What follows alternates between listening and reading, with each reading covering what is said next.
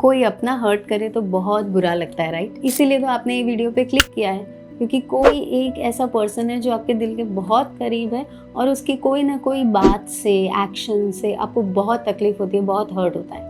पर मेरे को एक बात बताओ कि क्या कोई अननोन पर्सन जिसको आप जानते नहीं हो, जिससे इमोशनली अटैच नहीं हो, जिससे कनेक्टेड नहीं हो, वो आपको दुखी कर सकता है क्या? हाँ, गुस्सा आ सकता है अननोन लोगों की बातों से, पर हर्ट, इमोशनली बैड फील करना पॉसिबल है? नहीं ना। जिससे आप प्रेम करते हो वही तो आपको दुख पहुंचा सकता है। लेकिन अभी करे क्या, कैसे वो पेन से बाहर आए? क्योंकि आपने शायद सब कुछ ट्राई करके देख लिया, कुछ मैनिफेस्टेशंस भी, खुद को समझाना भी कि हाँ, ये पर्सन का या तो जो भी वो कह रहा है उससे मुझे फर्क नहीं पड़े, या फिर वो पर्सन चेंज हो जाए, बट कुछ काम नहीं कर रहा। देखो, आपको एक बात बताऊं, मैं ना आपसे भी ज्यादा इमोशनली वीक थी। सच बताऊं तो थोड़ी सी हूँ भी, इमोशनली सेंसिटिव हूँ। बहुत जल्दी मुझे अपनों की बात का बुरा लग जाता है। लेकिन ये एक बहुत बड़ा प्रूफ है कि जिसकी बात का मुझे बुरा लग रहा है उसको मैं अपना मानती हूँ। अगर मुझे उनकी कोई भी बात या एक्शन से फर्क नहीं पड़ रहा है, बुरा नहीं लग रहा है, देन मेरे दिल में उनके लिए बहुत जगह है ही नहीं। मैं आपसे इमोशनली अटैच नहीं हूँ, सिंपल। एंड मैं जानती हूँ कि आप भी ऐसा ही फील कर रहे हो, इसीलिए आपको समझती हूँ कि इस सिचुएशन में आप कैसा फील करते हो और उससे बाहर आने के लिए कितना ट्राई कर रहे हो। तो मैं आपकी हीलिंग कोच भानुप्रिया आज के वीडियो में आपको 5 ऐसे तरीके बताने वाली हूँ जो मैं यूज़ करती हूँ उस सिचुएशन में जब कोई मेरा अपना मुझे हर्ट करता है, एंड उस माइंडसेट से बाहर आने के लिए, उसको फॉरगिव करने के लिए, एंड खुद की वाइब्रेशन रेस करने के लिए। और आप भी इसको यूज़ कर सकते हो। सबसे पहली चीज़ जो मैं करती हूँ वो है बहुत सारा रोना। देखो, क्राइंग, रोना is not a sign of weakness, it is a way to vent your feelings out. आपके मन में जो भाव, जो इमोशंस है, जो आप शेयर नहीं कर पा रहे किसी के सामने, वो बाहर निकालने का, वो रिमूव करने का एक तरीका है। तो मैं जब हर्ट होती हूँ, मैं बाथरूम में जाके रोती हूँ, मैं मिरर के सामने रोती हूँ, मैं हाइड करके रोती हूँ। I don't cry in front of everyone, क्योंकि मुझे पसंद नहीं है कि दूसरे, जिनको इस सिचुएशन से कोई लेना देना नहीं है, उनको मेरी फीलिंग्स पता चले। So I take my personal space and I cry cry cry. मुंह लाल और पर्पल कलर का हो जाता है तब तक I cry, but trust me, उसके बाद एक पॉइंट ऐसा आता है कि रोना बंद हो जाता है। मतलब जैसे कि अंदर से सारा वो जो नेगेटिव भाव था वो बाहर निकल जाता है। So you must cry. रोकना नहीं है खुद को कि नहीं नहीं, ये इसने हर्ट किया तो भी मैं अच्छा फील करने की कोशिश करूंगी, एक अंदर दबा के रखूंगी इमोशन सारे। No, release it. बोल के नहीं निकाल सकते हैं ना, उनको इतनी बार बोला है, अब आप बोलना भी नहीं चाहते हो,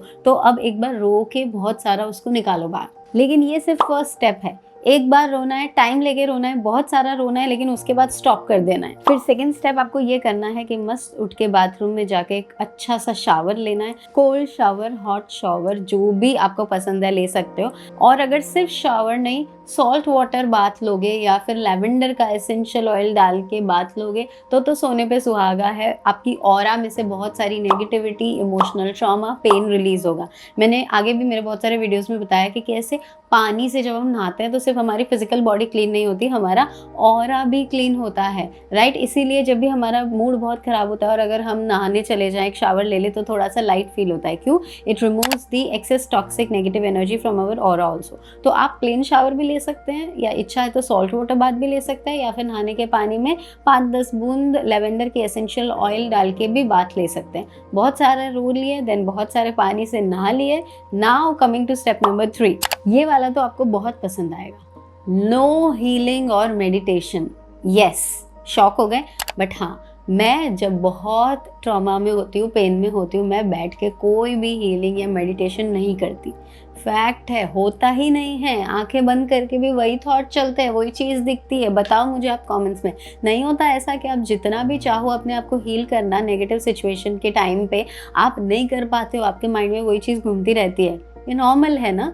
हम इमीडिएटली ट्रिगर वाले मोमेंट पे ही बेस्ट फील करने का कोशिश करें, ये कोई पॉसिबल है क्या? कि अभी अभी हम गिरे, एक्सीडेंट हुआ है और हम खड़े हो गए कि नहीं नहीं, मेरे तो कहीं लगी नहीं है, I am heeled. That's not possible, ठीक है? तो बी रियलिस्टिक। अगर आपसे हीलिंग मेडिटेशन नहीं हो रहा है तो take time, it's okay. I don't do वो 2 दिन। अगर मेरा मूड खराब है तो मैं नहीं करती। आई नो किसी किसी को ये स्ट्रैटेजी गलत लगेगी कि ज़रूरत के टाइम पे तो ज़्यादा हीलिंग करनी चाहिए, but I give my self time.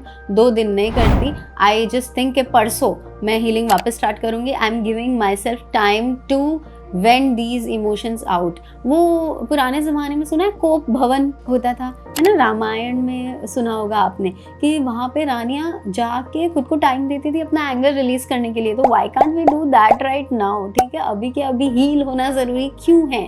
ज़रूरी नहीं है। So don't do any meditation और healing, don't force yourself, it's completely okay. Then fourth जो बहुत इंपॉर्टेंट चीज़ मैं करती हूँ इज स्टे अवे। उस मोमेंट पे क्या होता है, हमें उस पर्सन को समझाने की इच्छा होती है, उससे झगड़ने की इच्छा होती है कि तू ऐसा क्यों नहीं सोच रहा, तू समझ क्यों नहीं रहा मुझे, तो क्यों हर्ट कर रहा है मुझे। But it is not possible for that other person to understand, because दोनों की थिंकिंग अलग है। अगर अलग नहीं होती तो वो पर्सन हर्ट करते ही नहीं।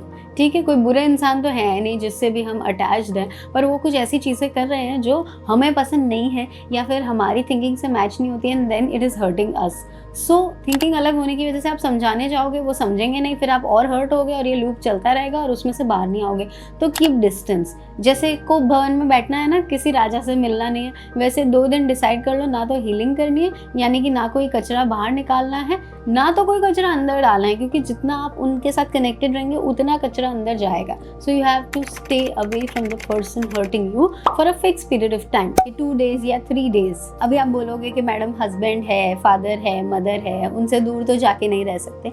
दूर फिजिकली नहीं होना है, मेंटली होना है, यानी कि आप उनके साथ रह रहे हैं बट उनसे ना झगड़ रहे हैं। ऐसा भी नहीं है कि बात ही नहीं कर रहे, अवॉइड कर रहे, गुस्सा दिखा रहे हैं, नहीं, काम की बात करो, बाकी कोई भी इंटरैक्शन अपने तरफ से करने की ज़रूरत नहीं है। अगर उनको कुछ भी काम है, yes, respond politely, lovingly, but take your time कि मुझे भी इनसे प्रेम से बात किया नहीं जा रहा है और झगड़ा मुझे करना नहीं है। So I am keeping distance in my mind.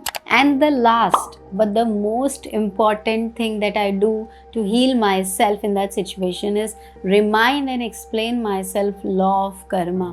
मैं खुद को फिर से एक बार ये चीज़ याद दिलाती हूँ कि लाइफ में जब भी हमें कोई ना कोई दुख होता है और वो दुख की सिचुएशन को हम बदल नहीं पाते हैं, हमारे कंट्रोल के बाहर होती है, तो वो दुख हमें इसलिए मिला होता है कि हमने कोई ना कोई ऐसा पास्ट में कर्मा किया है which has brought this result.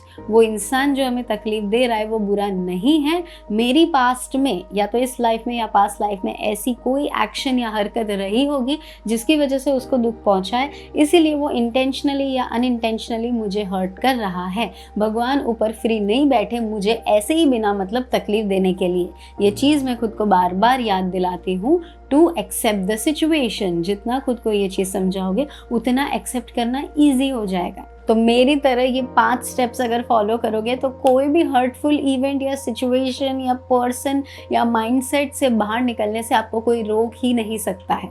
I hope कि ये 5 स्टेप्स आपको पसंद आए होंगे। प्लीज़ इनको इम्प्लीमेंट करना, यूज़ करना, कमेंट्स में आके मुझे बताना कि आपको कैसा फील हो रहा है। एंड अगर वीडियो पसंद आया तो प्लीज़ लाइक करना, बहुत सारे लोगों के साथ शेयर करना, चैनल पे फर्स्ट टाइम आए हो तो सब्सक्राइब करना। हम लोग मिलेंगे नेक्स्ट वीडियो में। Till then keep smiling, stay happy, stay blessed and stay connected.